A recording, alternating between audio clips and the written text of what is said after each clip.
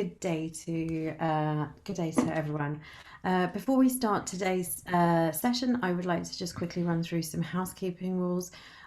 We are doing this meeting via the Zoom meeting mode, as you can all see, so you have the ability to turn on your video and sound. However, we recommend that you keep it turned off during the presentation, and if you have any questions, you can ask them either live by unmuting yourself, or if you want to ask it in chat, then I'll ask the questions at the end.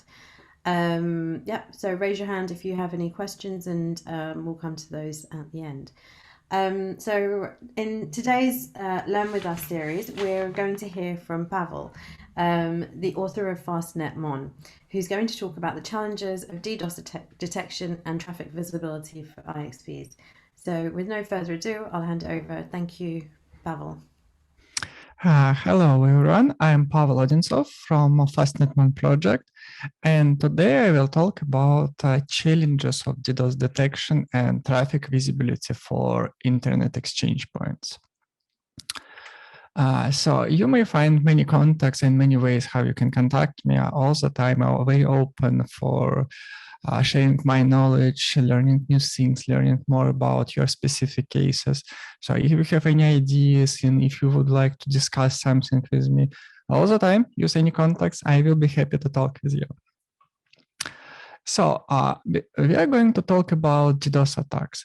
And DDoS is a very complex area, and many industries they use very different meaning what DDoS attack is, because DDoS attack just means actually denial of service attack. It may be some very sophisticated software payload called like commonly known as virus, or it may be some well-coordinated attempt to destroy some service, overload some service, using many different approaches. In this specific presentation, we will focus on network DDoS attacks. So everything is only about network. Let's keep away different ways how DDoS attack against a company or government can be implemented. In this presentation, we'll focus only on network things. But if we even focus on network DDoS attacks, it's still quite complicated because we have many ways how attack can be implemented using network protocols, because now everything is network. And let me start from small introduction, like what kind of network DDoS attacks we are going to discuss in this presentation.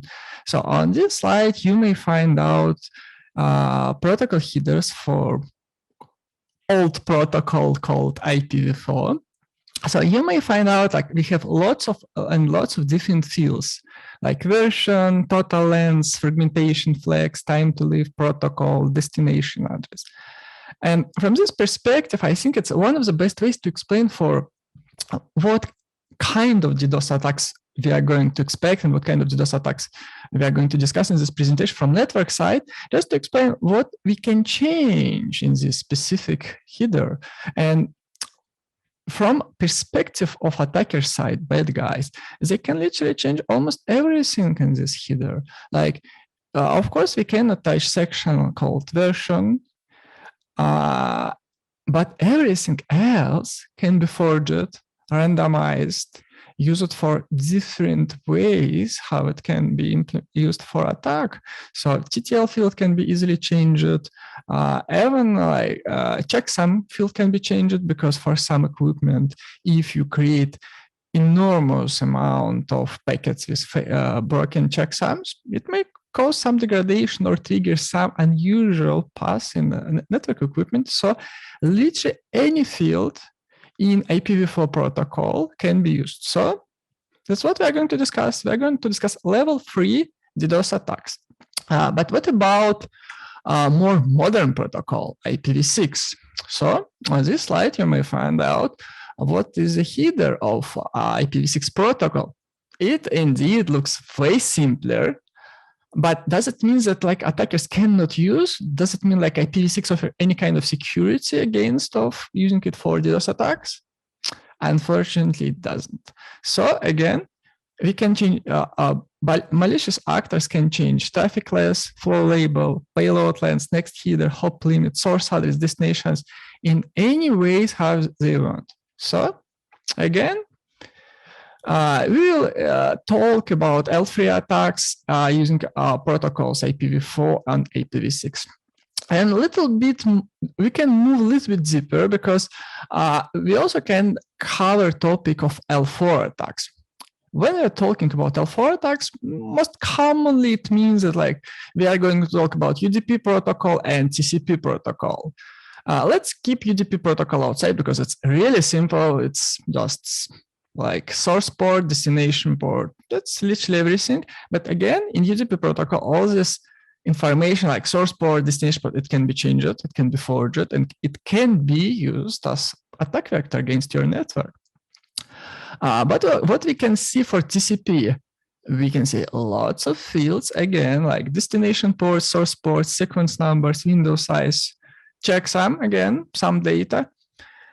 And unfortunately, bad guys can use every single field here too. Every single of them, like specially crafted window size, fine, very common attack type. Some reserved fields, maybe in some cases, just to confuse DDoS detection equipment. So that's literally what we are going to talk. We are going to talk about L3 and L4 attacks.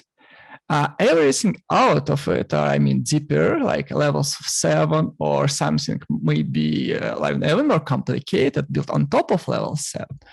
It's out of this conversation. So let's mention, like, describe it attack types as well-known names.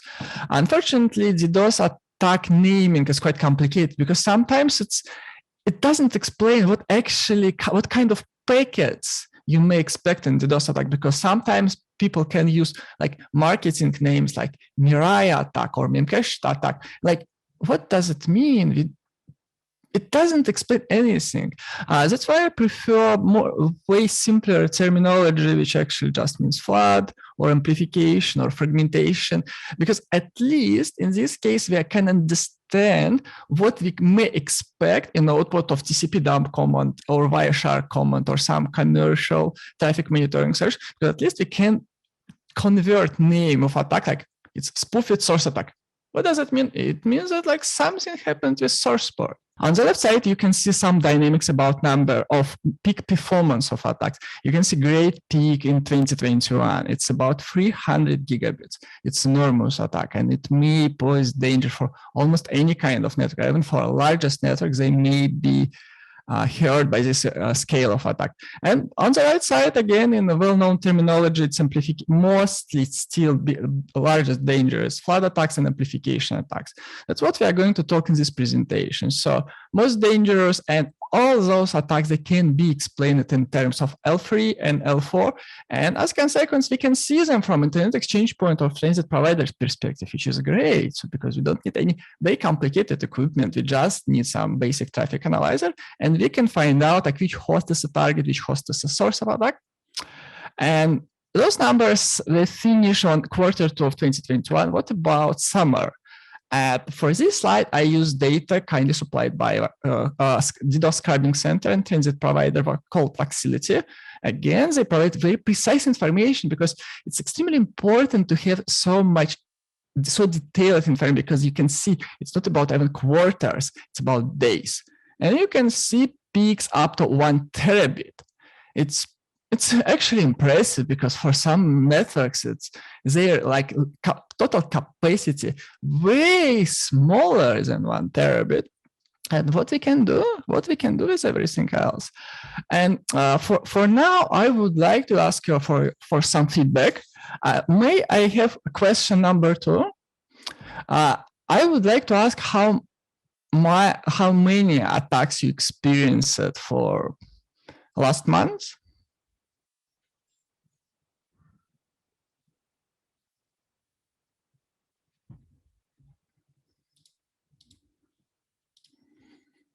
Because it's unfortunately it's when I actually called this slide DDoS weather, it's just to highlight that, you cannot say for sure, like for next month we can expect increase of DDoS, or we may expect some more attacks coming years. It's all the time, unfortunately, only one dynamic we can say for sure. It's getting worse and worse with every year because of increasing capacity, more connected devices. But that's only thing we can say for sure. If somebody will tell you, like, for next month, you may expect more attacks, you know, all the time it's more like speculation. We may find out like what kind of things may trigger more attacks. You may actually expect a lower number of attacks during summer months. It's quite common observation because lots of people on vacations. But actually in 2020 and 2021, you know, it's quite special years and many things changed. And dynamic of like total quiet period of like summer vacation, it didn't happen. It's still not just lots of attacks. And you can see it from numbers supplied by Vexility. And can we see results from my question? So you can see we have lots of people actually who experienced more than 5 attacks. It's quite sad dynamic, but it means that like it's more part of your day-to-day jobs, like 5 days from like about 20 working days per month. It means actually you have DDoS attack on every second day. You know, it's like more like business as usual than something, oh, it's something, something impressive, something which never happened before. So we need to deal with it. What we can do? We are going to discuss DDoS attack detection in terms of internet exchange points. And for my presentation, I selected one of the largest internet exchange points. It's Moscow Internet Exchange.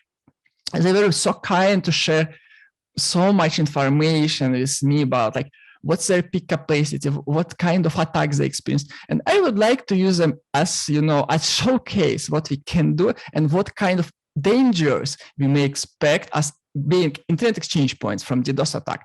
And you may see peak performance of Moscow Internet Exchange. It's around 4.4 terabits per second. Again, on for previous presentation, we confirmed that one of the largest attacks which happens is 1 terabit. Like in context of almost 5 terabits, can't we notice 1 terabit attack here? We'll definitely will. And the next question will be how much traffic, for example, Moscow Internet Exchange can absorb. Like for now, we have average numbers, but those numbers can be changed. For example, somebody will find out new vector of DDoS attacks. And then we'll be in position of something very dangerous, very massive. And then we may expect like maybe something will degrade. What will happen? And to answer this question, we need to find out what is the total current capacity of Moscow Internet Exchange. Let's find out. I opened the Moscow Internet Exchange site, and on official information, I can see 8 terabits. Sounds impressive. It's actually, we can double load on Moscow Internet Exchange and it don't miss anything. It will be just business as usual, nothing special, no degradation expected. But, you know, is it like up-to-date number? Because sometimes information on site may be not very fresh. That's why I reached Moscow Internet Exchange and asked it for details. What is the current capacity? Like in terms of what is current capacity, how much traffic they in theory may absorb if they can summarize perform like capacity of every single link available for their switching platform. It's 152 terabits. Can you imagine it? Like it's like not 2 times bigger. It's even not 10 times. It's like way bigger than like tens and tens and tens enormous DDoS attacks. And you can see no degradation expected in this case. They have enormous amount of spare capacity. It's hard to say for sure that it can be applied for every single exchange available on market. But in terms of like modern switching platforms, they have enormous capacity. And for example, Moscow Internet Exchange, they are they're doing tests for 400G platform right now, and they're waiting for some customers who actually have interest in 400G platform. But what they're doing, their current platform and testing for 400G, it's 8 ports by 400 gigabits. Again, it's just single switch which can process almost everything they have in peak time for wall exchange. And having this kind of exciting equipment, network equipment, it puts us in like a few steps forward than any kind of enormous DDoS attacks bad guys can create. So we're in great position. And what is the problem? What we are going to talk, what we are going to discuss in this presentation. And is it really dangerous for Internet Exchange Point to have like a attack? It's actually very unlikely. And because all the time, Internet Exchange Points, they have lots of spare ports not used by customers. And modern switches are coming from vendors frequently, and they increase it. Like in like last few years, migration from 100G, 200G, 400G, it's happening very rapidly. So from Internet Exchange Point, it's not a big deal. But does it mean that we will not experience any issues from this perspective? Let's look from a little bit different perspective, because what is the main point why we have internet exchanges? Because internet exchange is just point of interaction and network interconnection between all customers. What is the problem? Problem is, let's start from small conversation. What is a typical setup for medium or small internet service provider? It doesn't matter where is this company located. It's quite common. I had some survey from people from different parts of planet, very different parts of planet. I asked them, what is a typical formula about interconnectivity? Like I ended up with something like 2 transit providers, mostly for redundancy, and around 3 internet exchange points. I did not name them anyway, because, you know, it may be in South America, it may be in Asia, it may be in Africa, it may be in Europe, in States, whatever, Australia, it doesn't matter. It's quite common scenario. And again, we confirm that internet exchange point itself, not in a danger. But what will happen if somebody will start attacking this small ISP from internet exchange point 1? Okay, what we can do is, let's imagine that company has no DDoS detection and mitigation equipment in place. Unfortunately, it's common because we still have lots of companies never experienced DDoS attack. But what we can do, we just have bare minimum. We have routers, we have switches, and we have smart network engineers. And then we noticed that one of the links from IXP number 1 was filled by some weird malicious traffic. What we can do? Simple, de-peer, unplug cable, and keep moving. And is it bad? It's not terrible, because for some period of time, all traffic will move away to transit 1, transit 2, and IXP2 and IXP3. And from this perspective, let's talk about large numbers. In internet exchange points, they process enormous amount of traffic. But one of the largest contributors to many internet exchange points, it's caches. They may be caches from Google, Facebook, many Akamai, many cloud providers, they have caches. And bandwidth, which can, like, a number of caches which can be reached not directly from company, from ISP, but over internet exchange points, it's extremely large. So by cutting IXP1, we literally cut cache number 1. It may be YouTube, you know, and YouTube has enormous capacity. What will happen next? You can see I explicitly highlighted that we have no connectivity to cache number 1 from IXP2 and IXP3, because, you know, what is the point to have many internet exchange points connected to same cache? And what will happen with traffic? Traffic will move away to transit number 1. And here you go. At this point, we may have start experiencing problem because, cache 1 may be in your town or at least in your country. But when you move away from it, traffic can move on to opposite, at least same continent, or maybe very, very, very far away place from your country, and then your customers will notice some degradation. Okay, but we kind of solved the attack. It's not downtime yet. What will happen if we experience DDoS attack? Because again, DDoS, it's just name of it, like distributed. It's very unlikely that you may experience attack from single internet exchange points. Bad guys can do it from many of them. Let's imagine we lost every single internet exchange interconnection. Fine, we still have transit providers, 2 of them for redundancy, as everyone must do it. Like it's proper, it's best practice.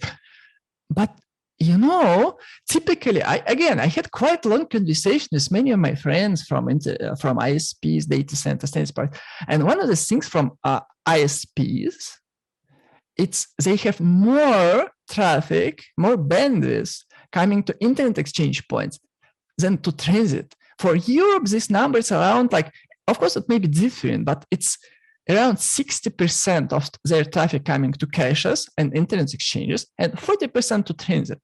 But of course, all the time, companies must have a spare capacity for transit 1 and transit 2. Fine, we can cut every single available cache and cut connection with all internet exchange points.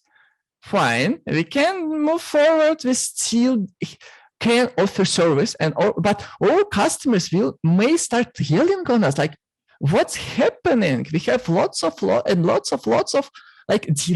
YouTube is not working fine. Facebook sometimes failed to load my favorites, and I cannot post my favorite dish into Instagram. Disappointment, sadness, frustration. And also your management may be very frustrated too, because typically, even if you have great agreement with your transit 1 and transit 2 about some ways that how you can exceed your prepaid amount of bandwidth, and for keeping it long time, let's imagine long-term attack, you may exceed your allowance and you may need to pay more to your transit providers. So you can see we may handle DDoS attack in some ways, like moving traffic away. But one of the main points, for example, for ISP to offer reliable and fast service to content providers. And by moving everything to transit, we degrade their service. It's not great. It's still not good. It's not like big degradation, but still it's a way less more cool. Actually, the quality of service in this case will be worse. And also, your transit 1 and transit 2 may be under DDoS in the same time too. So, and during time when you actually depeer with your internet exchange points, again, you need to do it manually. Like there are no automation in place. You have no magic boxes. And what we can expect for company which is well prepared for this kind of circumstances, because, for example, when we cut every single internet exchange points, attack may start coming from transit 1 and transit 2. And in this case, we will not have simple option how we can cut it. So look, what changed? You can see we actually added few small images of firewalls for transit 1 and transit 2, because for transit providers, it's not uncommon to have DDoS filtering and mitigation as part of their service. Like you may pay some % on top of your transit cost, and then it problem with DDoS or this specific link will be handled automatically by provider. They may have special equipment, or they may move your traffic to cloud. It's their area of problem, and you can eliminate yourself from this. But again, even if you pay for DDoS detection and filtering for transit 1 and transit 2, you cover it, but you cover it only from bottom side, because you still need to have connectivity to internet exchange points, because just, you want to save on their fees because they charge you more. And options to have connection with local internet exchange points to reach local caches, it's a great benefit about latency. Why not? And then you all the time, even having DDoS detection and filter in place from transit, you still need some magic to plug in and plug internet exchange points. Again, hustle. How it should be. On that diagram, we are talking about ideal world. And it's one of the things we need to move forward.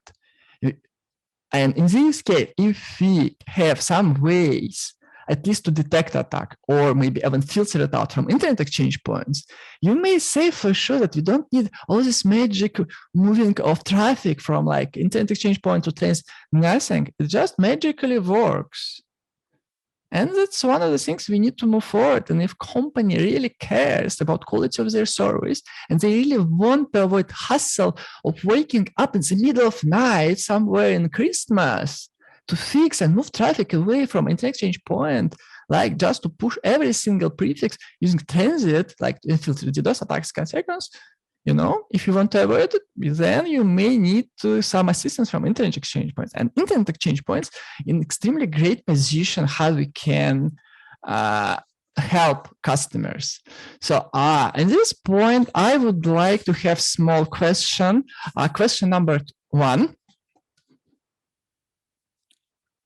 In this question, I would like to ask how do you have any kind of traffic visibility deployed in your network?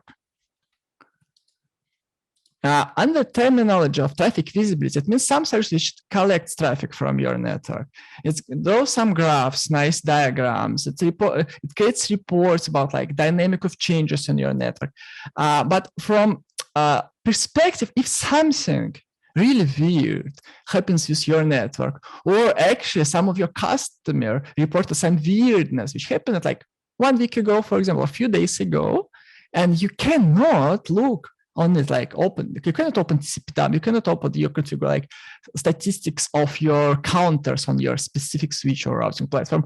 You need some place to retrieve this data. And may I have results? That's impressive. I actually did not expect it because I was well prepared, like to have a long story, but you need some kind of traffic visibility. It's great results. You make me happy. So it's really great because it's one of the first steps which are really crucial for DDoS detection. So, because transit providers, ISPs, data center cloud providers, they're all very different. And in this presentation, we are talking about internet exchange points. I used great information supplied by project by ERX about IXP database. It provides lots of great information about like how many ports we have, what is the country of the specific internet exchange points, and most important, what's the equipment used by internet exchange point, because sometimes it's quite complicated to find out what's like most popular switching platform among of internet exchange points.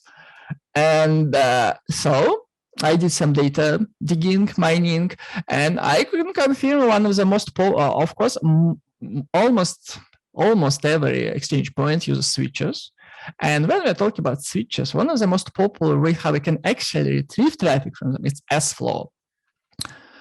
And by coincidence, sFlow is one of the best protocols for DDoS detection. I had different presentation to cover only protocols which are best for DDoS detection.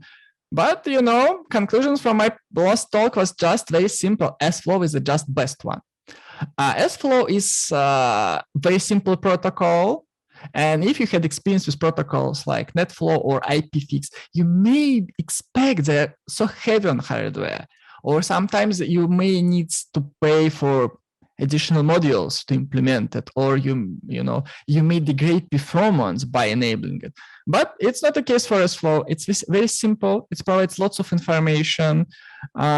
It's very simple for switches, routing platforms, and considering that we are living in a world of where 100 reports is common stuff, it's even more important because performance of overhead of telemetry solution just to retrieve and capture as much as possible information about traffic itself on such enormous speed, it's challenging. And in sFlow can do it very well. So at this point, we're in a great position. Almost every single exchange point has support for sFlow protocol in some ways.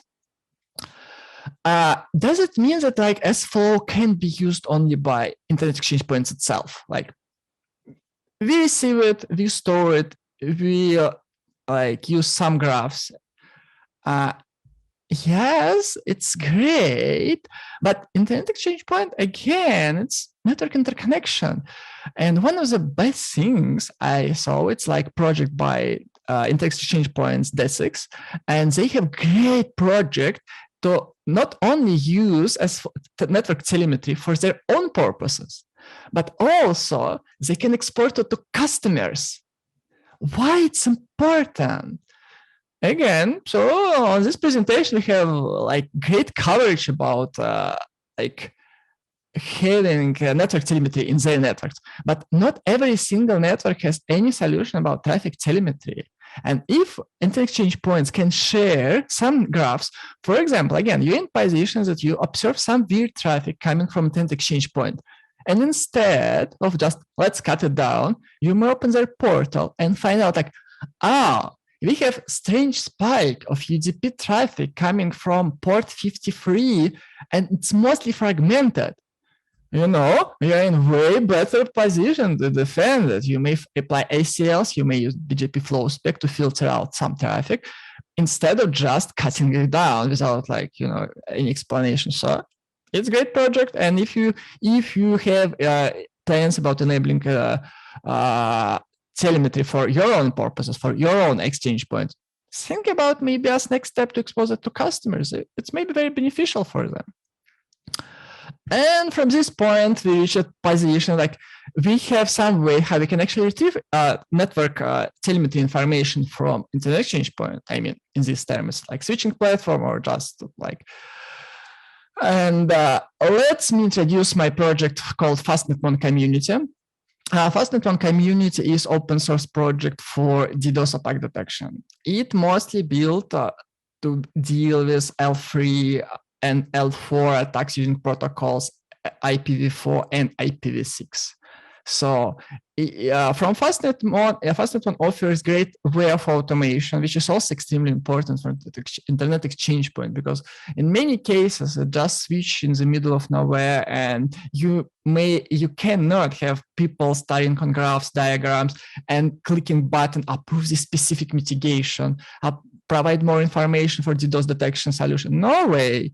FastNet Mon was built to just back in time. It was built to save my own like night sleep, to avoid waking up in 2 a.m. and like it was red eyes trying to understand like what's going on in my network. Why they woke me up again? So why life is so sad? FastNet Mon is built exactly to avoid this kind of situation. So it offers great performance of detection. It can detect attack in a matter of seconds. It can apply some actions. I will cover them a little bit later. And then without any interaction from your side. So sounds promising. Should you try? You still have doubts? Maybe it's not interesting. It's boring. Look at those graphs. We just pinned every single known installation of FastNet Mon across the planet. And you can see issue with this graph. We still have gaps. You can see we have some gaps in Russia. We have gaps in Africa. And from left side of South America, we still have gaps. And if you haven't tried FastNet Mon, try it and join the enormous community of happy FastNet Mon users who actually sleep very well in their night shifts. So if you are not impressed and you're like, maybe this stuff works in some kind of weird environment, no way.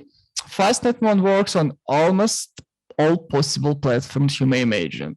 But it's mostly Unix-specific platforms, but it's not limited by a list of operating systems on this slide.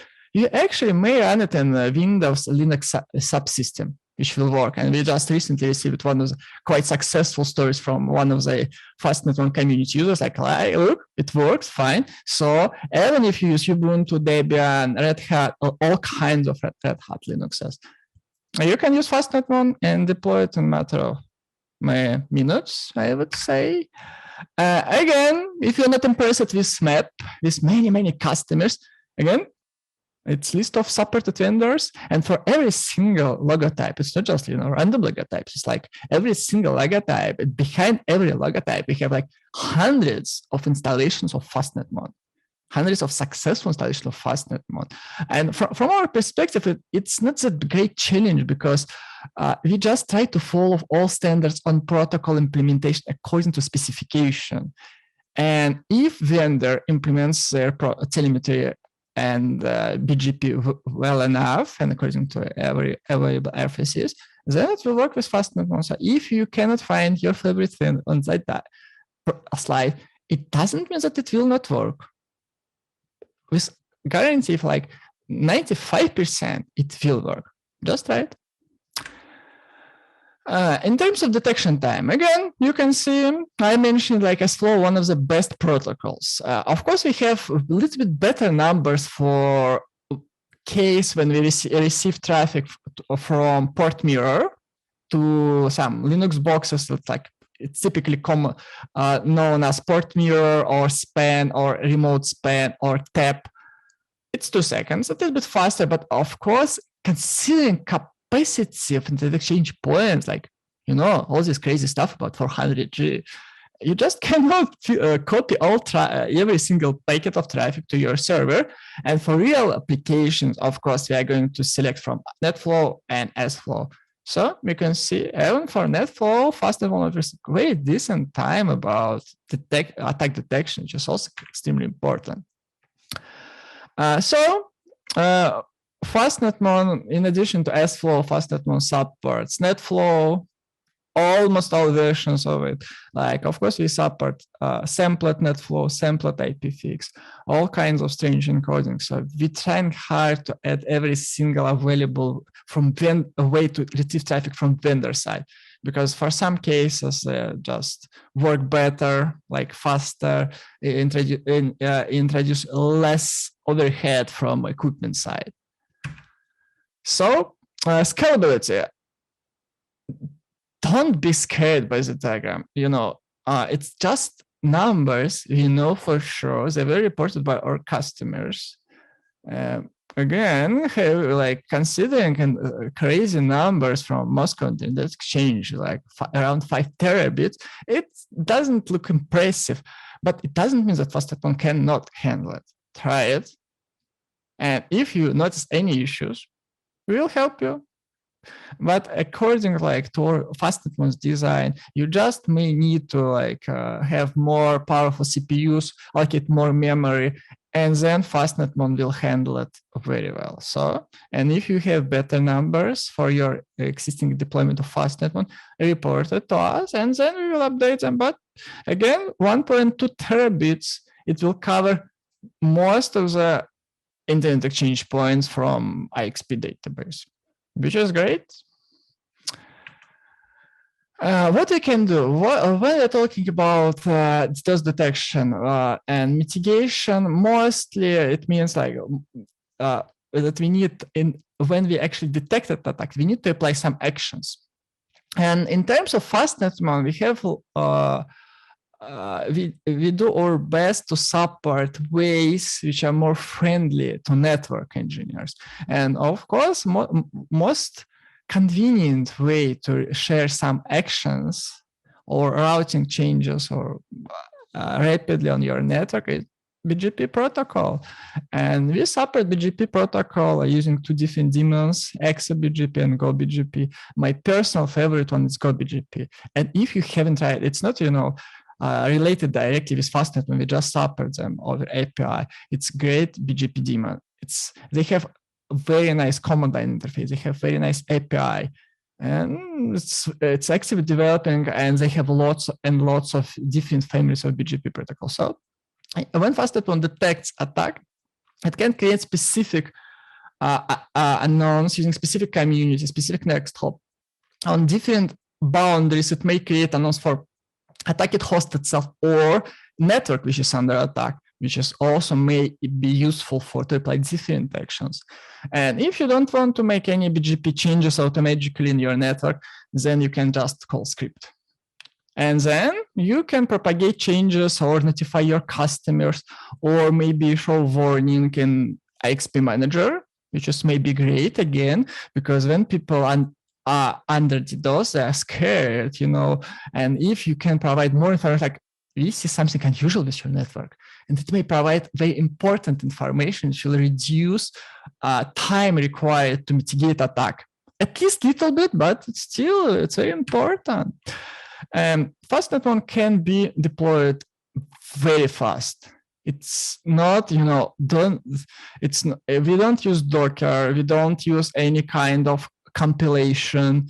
It's not, sophisticated installation process. It's not image. It's just Debian or Red Hat packages, binary ones, which can be installed via a very simple installer script. And why we use installer tool? Because some configuration from Linux perspective, especially from kernel configuration and some few more options, few dependency packages, they needed to be done. And our installer can do it for you. So if you just run it, wait a few minutes, and here you go, it will work. Most of the stuff can be learned by FastNetMon automatically without any kind of your introduction or your involvement, but we still need, of course, we need some information from you. For example, configuration with BGP session, configuration about thresholds, and what level of traffic you consider as dangerous for your case. You still need to do it, but that's literally all you need to change from FastNetMon side. It's very simple. And to install FastNetMon, you just need to follow 3 commands. Our installer tool can handle everything for you. And when it finishes, you will have working installation of FastNetMon. So simple. I hope you will be happy with it. How FastNetMon actually works? From well-known classifications of those detection sensors, FastNetMon is threshold-based sensor, or sometimes it may be called baseline-based sensor. What does it actually mean? That FastNetMon mean baseline or threshold level, and threshold level is a level when specific amount of traffic will be considered as attack. In FastNetMon, we don't have any complicated validation or logic to confirm that this traffic is attack. But if in your configuration you say that any kind of traffic coming to host /32, which generate more than 100,000 packets per second using protocol UDP, then it will be DDoS. And then FastNetMon will calculate it, and then it will trigger all related actions. It will create BGP announce, it will call your script to share this information to your existing systems. That's all it will done. So it's quite simple. And in addition, we have many different threshold types. It may be for different protocols, different like subtypes of protocol. For example, you can create specific threshold only for SYN packets using protocol TCP, which may be useful just because TCP SYN floods are still very dangerous type attack, and so you can find out and detect them faster. When FastNetMon detects attack, it creates quite large amount of information which can be used and sometimes shared directly with customer. And this one is example report generated by FastNetMon. You may find what kind of traffic was involved in this attack, how much packets we had, how much megabits we had. And you can use this information for decision making, like what you can do, like is it more than capacity we have for this specific client, what can be done, can it be filtered like on port, or we need some special equipment like or cloud DDoS scrubbing centers. It's very important for decision making. And then one of the things which you have for free with FastNetMon, because for FastNetMon we calculate lots and lots of information in memory. FastNetMon is a real-time DDoS detection engine. We never ever store any traffic to hard drives before we process it. So for DDoS detection, you don't need any way to store traffic. It can work completely on machine without any hard drive, because everything processed in memory. But again, to understand what's going on in your network, it's not enough to just think, okay, we have attack, block it. We need to understand dynamic of attack.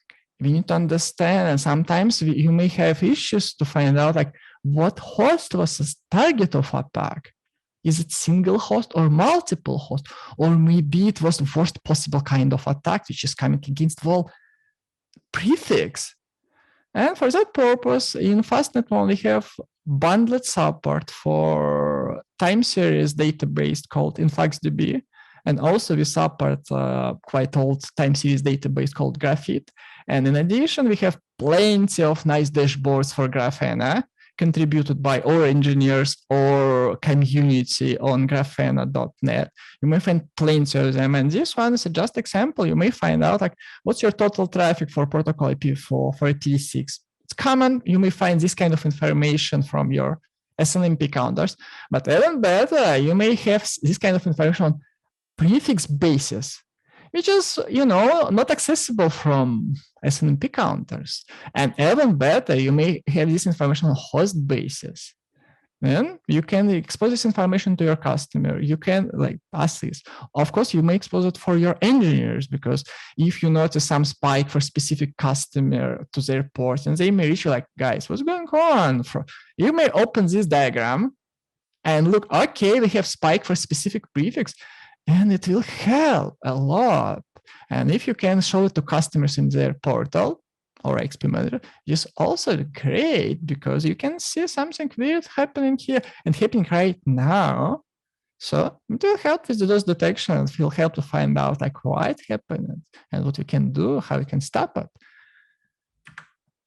So when FastNetMon detects an attack, it may call a script.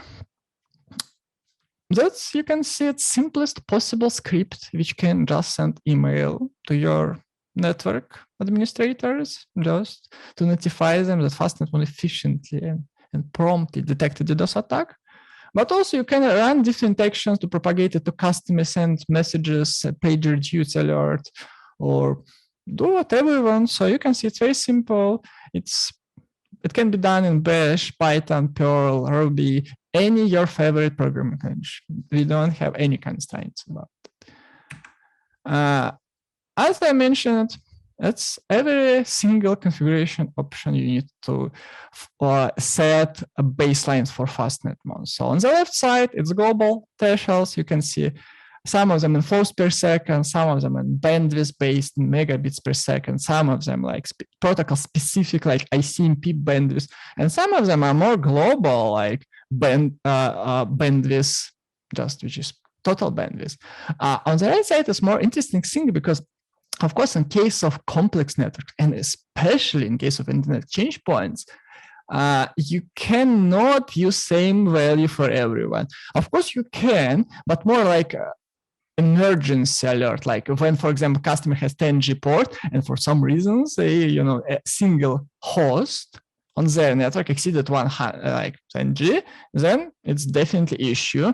But to create different thresholds for different networks or for different customers, for different ports of the same customer, you can create groups just to add different prefixes, and then you will be able to set different levels of traffic expected for this specific network. So which is also useful for quite complex environments, and you can create any numbers, and we don't have any limitations. We have great community, because FastNetMon community, call it community for a reason.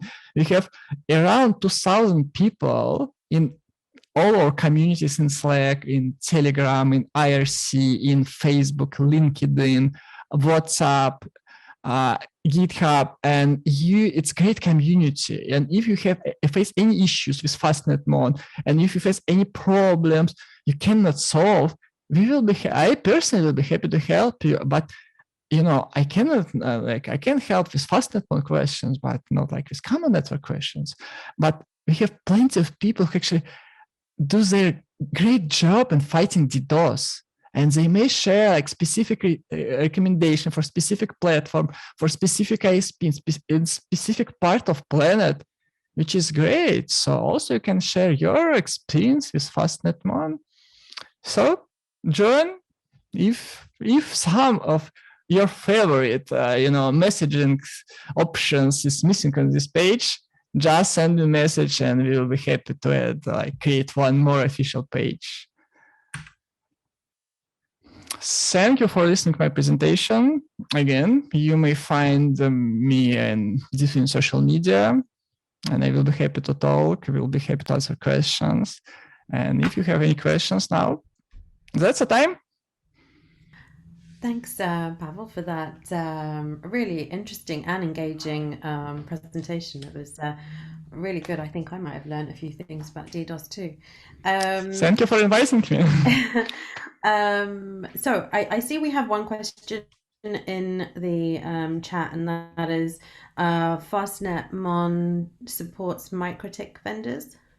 Yes, we have plenty of customers with MikroTik. So, and actually, you may check my previous presentation from India Network Operation Group, and it was complete workshop how you can deploy FastNetMon and MikroTik from the beginning, with every single step from FastNetMon and MikroTik side documented on video. So Google it, and it's just step-by-step guide how you can actually deploy it on FastNetMon with MikroTik. Excellent, thank you. Are there any other questions? I see we have a hand up from Mikhail. Do you want to put your video on and audio, or just your audio? Pavel, hello. Hello. Regarding IPv6 protocol, is it still theory, but or will also in practice face with IPv6 attacks, and how large is it? So I cannot say that like IPv6 attacks are something which happen on daily basis. But from around 10% of our customers, we received report at least about one IPv6 based attack. So it's happening. It's not that dangerous because for IPv6, we still have an option how you can just literally disable it for some period of time or depeer it. But it's exactly the same thing as with internet exchange points. You can depeer it to solve problem, but you need to have some visibility about to understand, because in some cases, if your network is IPv4 only and you just listen to the IPv6 and then you notice some degradation or some spike on your routers, and it will be great to at least, and if you did not face any issues with DDoS, at least to understand that, okay, we have something going on with this specific protocol, and then you may find out options how you can address it. Thanks. Thank you. We have another question in the chat. I'll read that out. Once a BGP flowsec action is generated, how is it applied on an IXP network, especially when a root server is not involved in the customer's interaction? It's actually a great question, because it actually depends on design of IXP, and also it's up to every single member of Internet Exchange Point to decide what can be done in this case. And in some cases, from technical perspective, it can some switching platforms, they can filter out some traffic. But of course, in this case, it's customer consent needed to filter out their own traffic. But unfortunately, you may face many limitation of switching platforms. The number of filtering rules is extremely limited, and you can maybe create even for large internet exchange points, you may create at least 100 of rules to filter out maybe fragmentation traffic or something quite basic one, but it's still impossible to filter everything. And in these terms, it's more about what we are trying to accomplish at this point. At least we want to have more visibility to understand some malicious traffic is coming from internet exchange point, because it will be a great first step. And I hope in future switching platforms will have more options to filter out traffic actually. And it's happening right now, because back in time, from this perspective, my favorite protocol is BGP flow spec, because BGP flow spec offers great ways how we actually filter out malicious traffic.